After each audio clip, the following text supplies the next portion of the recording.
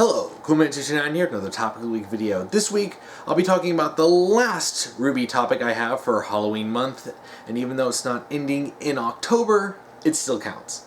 This week's topic is a bit of a change of pace, and it's what I liked from volumes 1 and 2.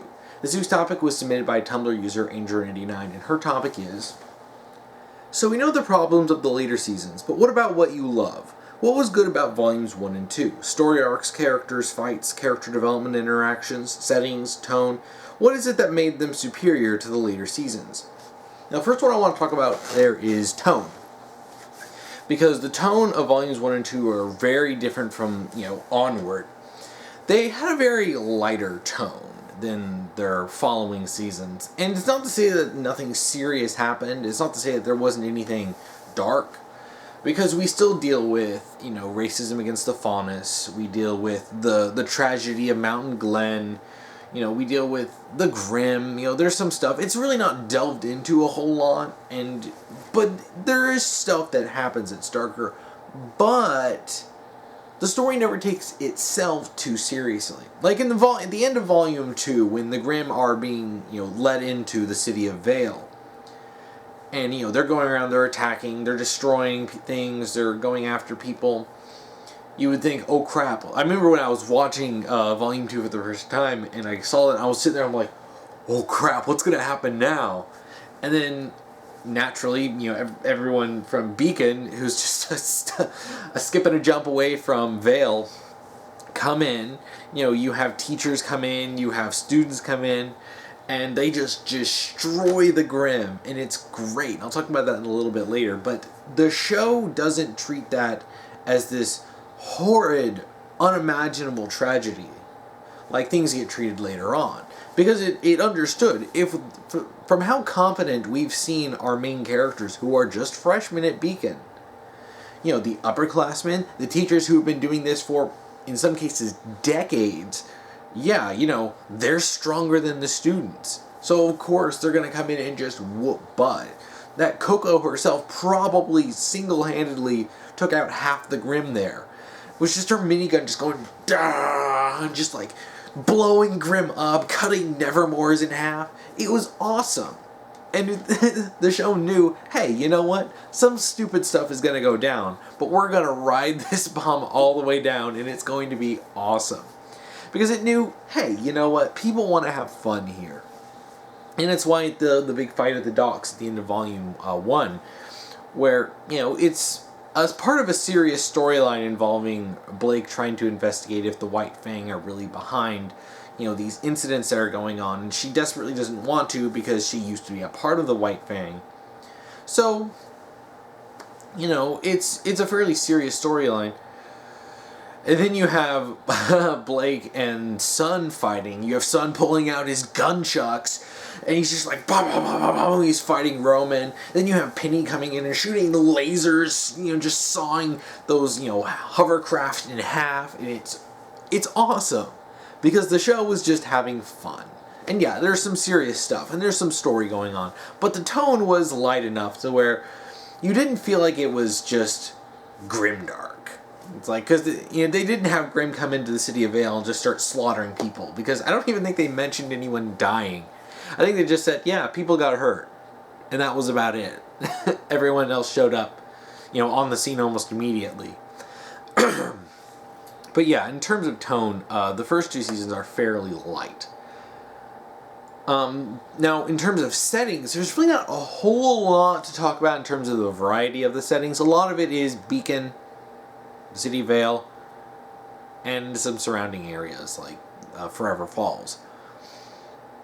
Overall, they really don't go too far, and I'm sure that's more of a production thing where, they would have to make a bunch of different locations, and the only one that they really go out to is Mountain Glen, and that's probably the one that sticks out to me the most in terms of what I really liked. I liked Mountain Glen because while it is your very typical, just almost post-apocalyptic city, you find out that it's part of the the lore of the series, that it was supposed to be an expansion of the city of Vale, but ultimately it was overrun by the Grimm, and everyone was either died or or just fled. So yeah, it was messed up, and they talk about what happened, and it's interesting to learn a little bit of lore about the series, because I always like learning stuff. Forever Falls is probably the most visually distinctive place from Volume 1 and 2. It's the one I remember the most, and even though you only spend a little bit there in Volume 1, it's interesting. I love the red view of everything, like the red being the predominant color in the the forest. It really sets it apart, even though they already went into the Emerald Forest for like half of Volume 1, and that didn't really stick out in much as in terms of a setting. But Forever Falls really did. It was very interesting to see that. And really, there's really not a whole lot to talk about because they didn't spend too much time there. But Mountain Glen is probably the one that sticks out the most. It's not a standard location that the characters go to all the time. But in terms of settings, what I found was the most important one is something I've been talking about to some people, is that Beacon was hands down the most important setting for the show. In fact, it was a central point. It was a focal point for the whole story, because it's where all of the main characters lived. It's where they went to classes and learned. A lot of the locations that we see are either in the buildings of Beacon or somewhere on campus or connected to it. Even the Emerald Forest was technically part of Beacon. They go to Beacon Cliff and then get launched off. But one thing that's important to do is it's actually super, super important because it centralizes a lot of parts of the story. It's something that I actually thought about this after I rewatched Volumes 1 and 2.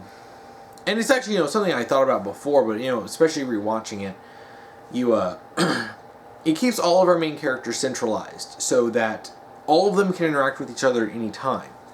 Because you see this when they get split up at the end of Volume 3 and going into Volume 4, that having to split up the story amongst the 4 different main characters of Team RWBY really made the season extremely disjointed and just, really limited it. When you have all the characters of Team RWBY and Team Juniper all together, they can interact with either, anyone else and interact with any other students like, Sun or Neptune who are there, and any other characters like the teachers. You can basically, anything you would need for the writing side of it, if you need these characters to interact in that location, you could have something going on at the school to make that happen. This also had classes going on, which there was a missed opportunity here to really give a lot of history and lore and important plot points in the classes. And they start doing a little bit of that in Volume 1, because Oobleck talks about the Faunus, rebellion. And, I liked that. That was actually something that was really good, but it was something that they really should have done more with, because a lot of the information that was delivered via the World of Remnants could have been given in classes, or just something that was brought up during classes. In fact, it would have been a great way to handle that, because you wouldn't even need to designate a sub-series just to talk about stuff. You can actually just have, hey, if there's something important in the history, you can have Oobleck talk about it. If there's something important about the Grimm, you can have Port talk about it. If there's something important going on else, you can introduce more teachers like I do in my rewrite. There's important stuff to talk about. You can have teachers talk about this. So, and another thing that was super, super, super, super important with Beacon is that it gave all of our main characters an overarching goal.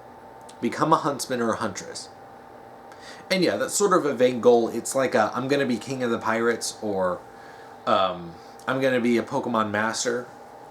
And there's a lot of little details, in between, now and then. But it provided that goal of eventually they will graduate and become huntsmen and huntresses. So up until then, you don't even have to worry about the characters having each individual goals. Like in Volume 4, every character has to have these totally different goals going on. So they have to develop along those lines, and these don't particularly intersect very well. But if all of them have the same goal of becoming huntsmen and huntresses, you can really delve into what the characters are going to do specifically. you can have the characters, you can, like, it's at the end of Volume 2 during the Mountain Glenna arc, where Oobleck starts talking to Team RWBY and he asks them why they want to become huntresses. And he delves more into, he's like, no, I don't want to know that you want to fight Grimm. Why do you want to do it? And it brought up some very enlightening points, and it's stuff that really could be developed alongside their overarching goal of becoming huntresses. Like, Blake wants to fight against the inequality for faunus. And then Oobleck asks her the very reasonable question of, okay, how? And then Blake's just like dumbfounded because she hadn't really specifically thought about that. So while they have their overarching goals that have them at school, that have them going out on missions, you need to go to a different location, they'll go out on missions like they went to with Mountain Glen. You want to develop their individual motivations and their individual goals that they will accomplish by becoming huntresses, or huntsmen in the case of Ren and Jean. You can really develop that. And Beacon really allowed for that. And it's something that is super important, and it's why the setting of Beacon was so important. I could do a whole video delving into this, but I won't, because that'll take too long, and I already had a long video for the last topic. Now, in terms of the character development, I'll just combine characters and character interactions and developments. I won't go into a lot of characters because there's so many characters. I like a lot of the characters here. There's just some that I felt like didn't really get as much development, but really, considering the fact that they introduced 8 main characters in the beginning of Volume 1, yeah, and then you have a bunch of more side characters, so yeah, it's... The character list got a little bit bloated, but there's still a lot of really likable characters, and I'll talk about a couple of them specifically. Yang is definitely one of my favorites. She was one of my early favorites, starting the show. But so many characters in this are likable. I really liked specifically RWBY and Yang's relationship, them being sisters. Now, even though some information like them being half-sisters only came in halfway through the second season, and it just kind of drops that, as a casual, side note instead of it being, important information. But I really liked their relationship, though. I wish that at times that they would really highlight it more, because in Volume 2 it really establishes, when Yang talks to Blake and trying to get her to, calm the heck down, you need to rest sometimes because you're working yourself to the bone. Yang makes it very clear that she feels guilty over, the fact that she almost got her sister killed by Grimm because she was an idiot and brought her out with her to go track down a lead on Raven. And it's just... I love familial relationships. I love those. And it's something I wish, particularly since RWBY is the main character, I kind of wish that, they really focused on her, relationship with Yang more consistently. But, the stuff that we get in Volumes 1 and 2 is good. And I like their interactions.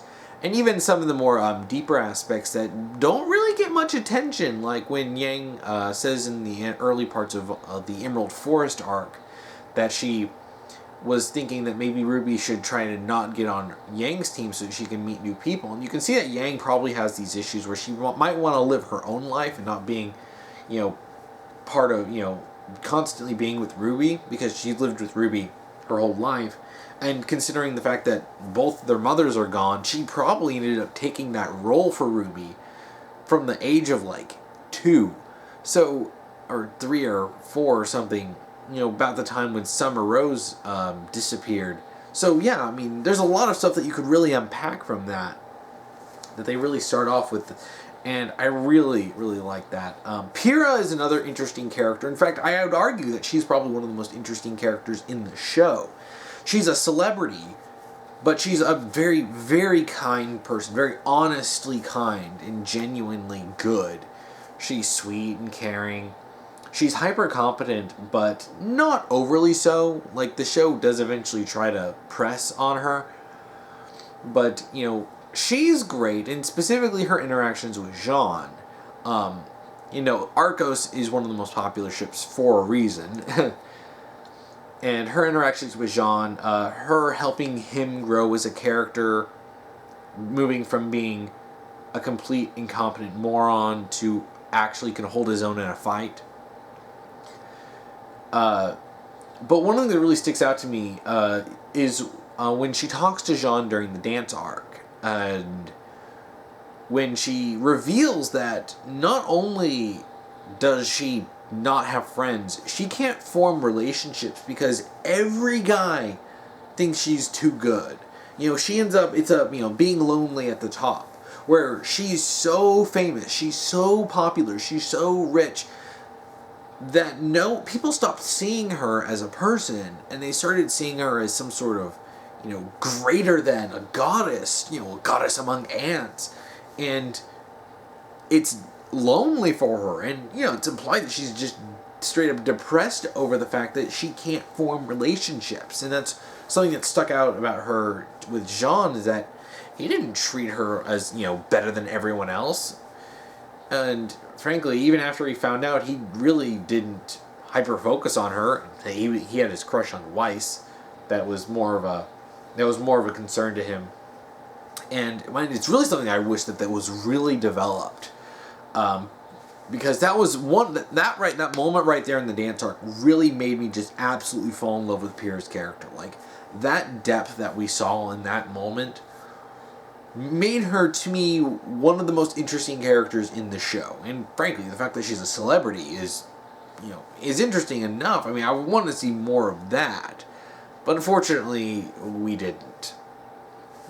Because, for some reason, her being a celebrity was sort of treated as just sort of a side note, which I always thought was kind of weird. There are a lot of other characters. I could talk about Blake, and it's particularly Blake's interactions with Sun, because Sun was super important to Blake in her development, because he was the first person to really get through to Blake. When he comes in at the end of Volume 1, he's a Faunus too, so he understands, the issues she goes through as a Faunus. He helps her open up. He lets her, he waits like a whole weekend for her to talk to him about, what really is going on with her, and he helps her to really open up and say, hey, you really need to talk to your friends. This is important. And he stuck with her during the investigation to go figure out what was going on, if the White Fang were involved with these thefts. And that was a nice thing. And it was always nice to see Sun and Blake, because their interactions were very, very, very good. And I think that those are some of my favorite moments. Sun and Blake together, particularly the end of Volume 1. I kind of wish there was more of that. But that stuff that goes after Volumes 1 and 2. And shoot, yeah, I mean, like I said, there are 8 main characters and dozens of important side characters across the show. But really, I think that's enough to talk about with the characters and the interactions. Story arcs. Now, story's not been the strong suit of RWBY, and I mentioned this before in one of my videos, but the story was always sort of a lower priority. There are 3 main parts to RWBY that I would say. There's the characters, there's the fight scenes, and then there's the plot. The plot was never really the biggest concern, but really the fights and the characters, those are what really mattered with RWBY.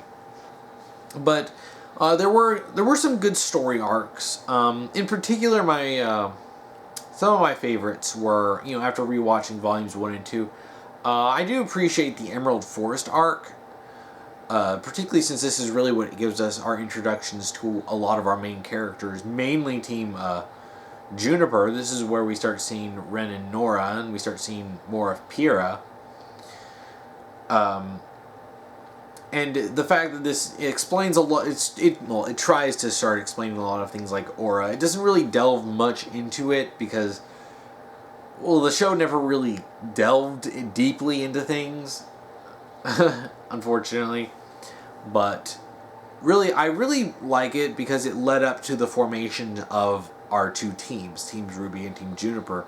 And I'll talk a bit about the fight at the end because that's one of my favorite parts of the show.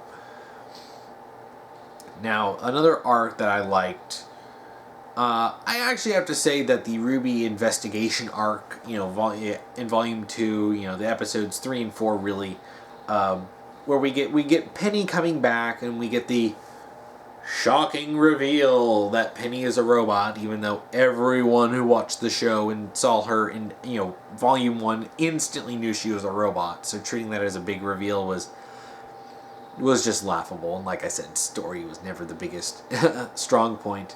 But we got to have Neptune and Sun involved in the plot again.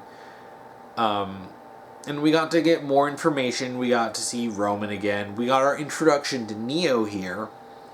We got Sun and Blake going on, going incognito with the White Fang members. We had Neptune and Weiss having a little bit of interaction, even though, unfortunately, they didn't get to go together like Weiss wanted. But we got to see more of Neptune, and it was nice to see have his character involved because his character actually needed more screen time. So we can get to know him better and have his relationship with Weiss develop a little bit more. But really, that arc did a lot of nice stuff. After rewatching it, I really wasn't a big fan of it at first. When I first watched it, which is mainly because the mech fight with RWBY versus the mech kind of left me a little cold. It was probably the only fight in volumes 1 and 2 that I would consider lackluster. And after rewatching volumes 1 and 2, it's not a bad fight. But the main issue that I had with it is that it just totally devalued the threat of the Paladin mechs. But overall, it was a decent arc. We got to see Junior again, and unfortunately, Junior didn't come back in any significant way. Yang went back to the club to get information, and he was just like,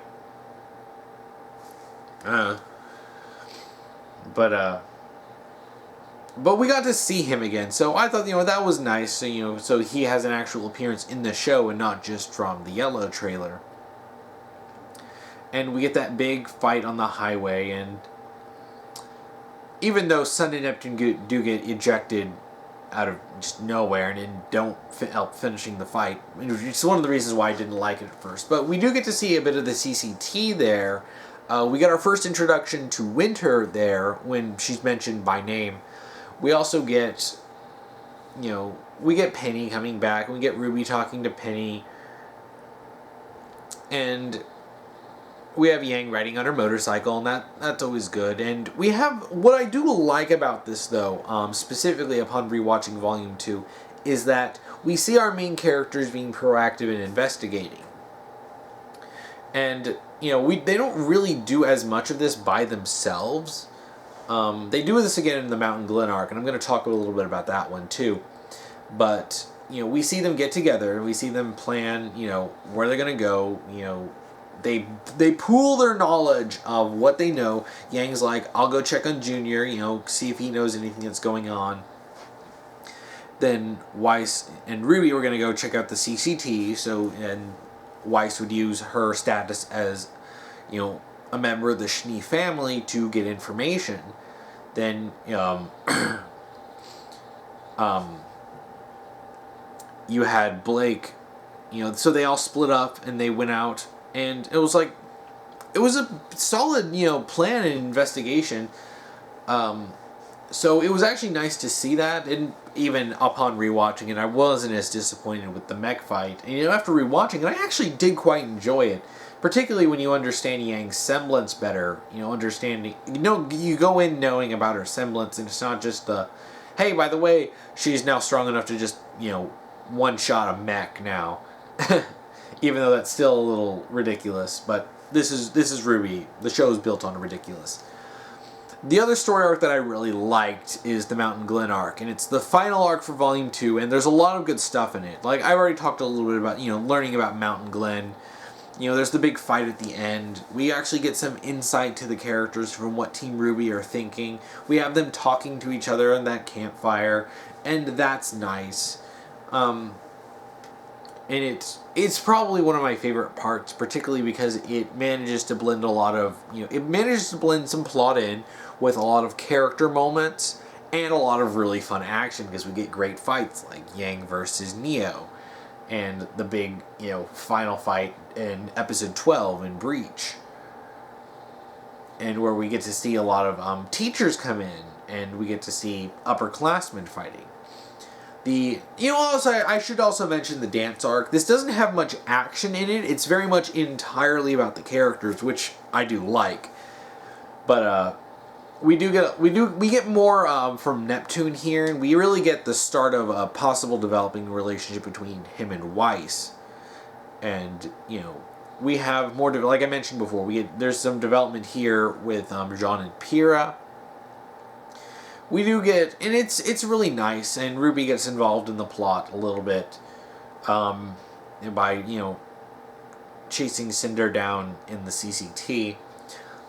But overall, there's really not a whole lot that goes on in it in terms of plot outside of Cinder going in and doing that virus in the CCT. But for the most part, the important thing is that we really get some development for Blake. And we get elaborations for things going on with Yang and her backstory. So there's a lot of stuff that's important with the characters, and that's really one of the reasons why I like it so much, is because it's focused almost entirely on the characters. Now, let's see, the last thing should be fights. This is a show created by the guy behind Dead Fantasy, so yeah, there's a lot of fights in it. In terms of fights, I mentioned before that I really liked RWBY versus the Nevermore, and of course Team Juniper versus the Deathstalker. That fight really showed a lot of use of tactics and strategy, along with making use of each character's abilities and weapons. And it's funny because we never really get to see stuff done on that level, particularly Team Juniper. Team Juniper doesn't really get to do that as much. But the fight against the Nevermore was really, really entertaining. I remember I watched it, having gone back and rewatched it, I actually really appreciate the fight a lot more. Because this is really where RWBY steps into her own as the leader, and you can see why Ozpin chose her as the leader of the team. Because she was the one who put things together. She was the one who called the shots. Even though she's younger than everyone, she showed that she has tactical capacity.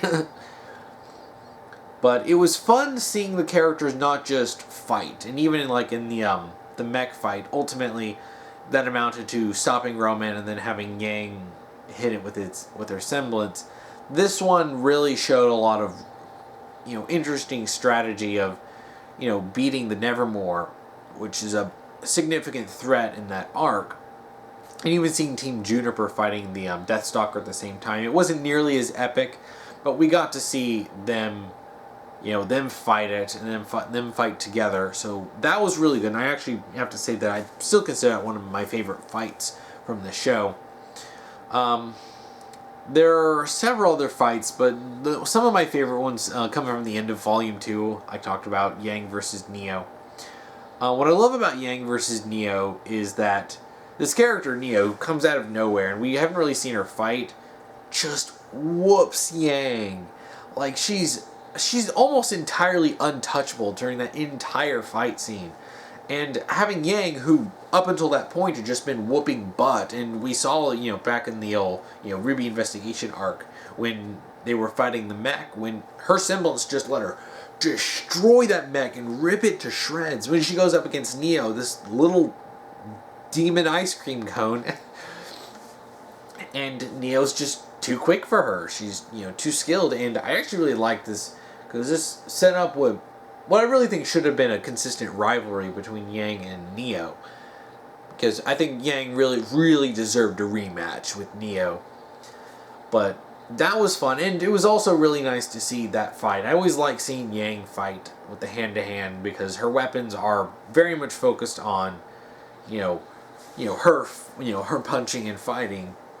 But seeing Neo basically just totally deflect all of that was actually really fun. And Neo's got such a fun fighting style. It's just so playful and so trolling. And I still have to say that's one of the fights that I've gone back and rewatched several times. But one I have to say, Team Coffee coming in. Specifically the Team Coffee part of the Volume 2 finale were characters that we had seen, and we'd seen, Velvet from Volume 1. We saw, the rest of, Team Coffee come in, but then we actually get to see them fight, and they show this is what upperclassmen are like, and it's just such a fun scene. We see Fox and Velvet kicking butt. We see, Yasuhashi, I think that's his name. His weapon isn't complicated. He just pulls out a giant sword and just goes raw and just hits the ground and sends out this huge shockwave, throwing Grimm all around. Fox has these blades on his arms, and he's just like shah. Then Coco comes in and she starts beating up a Beowulf with her it looks like a purse. And she just because it pissed her off because it destroyed her favorite clothing store in the city. She starts beating him up and starts batting him around. And then she pulls out her minigun and just starts railing on all the Grimm. Just casually, cutting these huge Grimm in half. And it's, like I've said before, it's peak RWBY for me. And of course their theme song is just, that plays during that time. That was just... it really gets you pumped. And honestly, I've gone back, even when I was recording footage for previous videos, I went back and got stuff from the Volume 2 finale, and every time I got footage from Breach, I would always end up clicking to that part of the episode just to watch Team Coffee fight. And it's one that I just love, because it says, what's going on is dark. The Grimm are invading the city. But guess what? We have upperclassmen. And it's nice to see the upperclassmen show that, they're not to be trifled with. And, this is what our main characters will become. They will get that good, and then they will get better as they get older. They train and they become huntresses and huntsmen. I think that's really all the individual points. Volumes 1 and 2 are very enjoyable. They for the most part knew what to focus on. The bad parts of Volumes 1 and 2 are, I feel, objectively outweighed by the good, and just how enjoyable they are. And the bad parts of Volume 2, a couple parts of the plot, and specifically one early conversation when Ironwood comes in, and he's basically just like, plot. And I'm just like, eh. And then Cinder comes in, I'm just like, eh. But, it is funny, though, after coming up with my rewrite, those parts don't bother me as much. Mainly because, I fixed a lot of the issues that I had with my rewrite. But it's funny that, now, after doing this, I can enjoy Volumes 1 and 2 even more than I did before. So that's always good. But yeah, they understood a lot of things. There's one specific thing that they understood better than, their later seasons, is that the plot is not the most important thing. The plot is necessary. You need to have some sort of, overarching story and stories going throughout the show. And, but even, Volume 2 had episodes, particularly the first one, which didn't have as much going on. And sure, if you cut out the beginning scene and the ending scene, you're mainly left with the Team RWBY versus Juniper food fight, which is, I forgot to talk about that. That's also a great fight. And it's one of the few times you actually get to see Pyrrha using her semblance on a significant scale.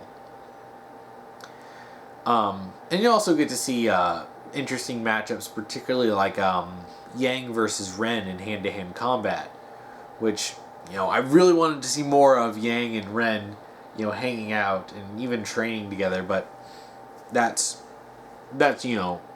wishes. But yeah, volumes 1 and 2 were the best part of RWBY, if you ask me.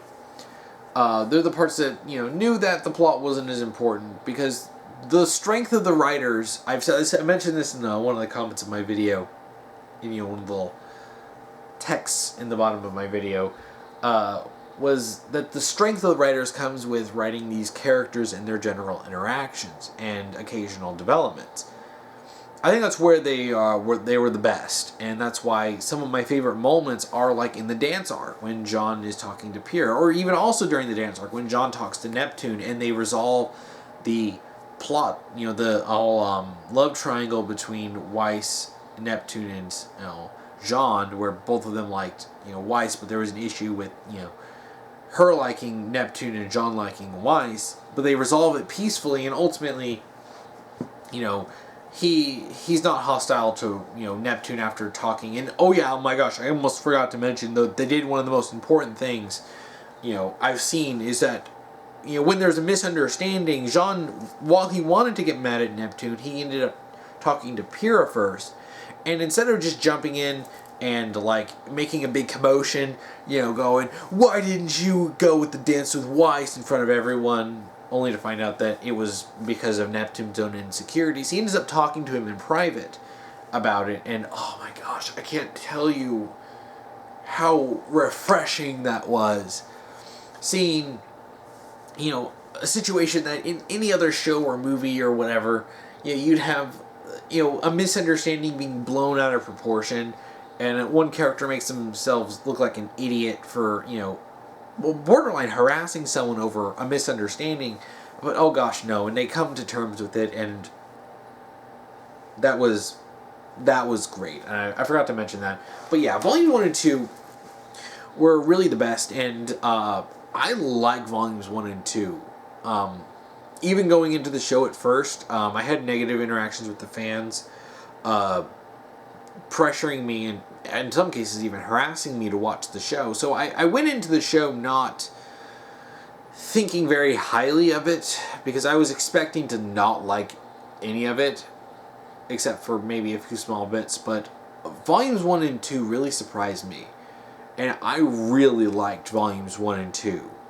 And sure, yeah, they have their flaws, but those flaws, those all could be fixed. Those all could have been fixed, you know, in a, you know, continuing on in the story. And regardless of whether they, you know, weren't, Volumes 1 and 2 still stand as being great. And I think at this point I'll just end up repeating myself, because, yeah, I like Volumes 1 and 2. So, yeah, I think I'll just end it right here. If you want to submit a topic to me, you can comment below if you're on YouTube, or if you're on Tumblr, you can send me an ask and do topic : and then whatever topic you want me to talk about. Just make sure you're following the rules I'll be posting down below. If you want to watch last week's topic video, you can check that out here. If you want to watch next week's topic video, you can check that out here when I get that done. And thank you for watching.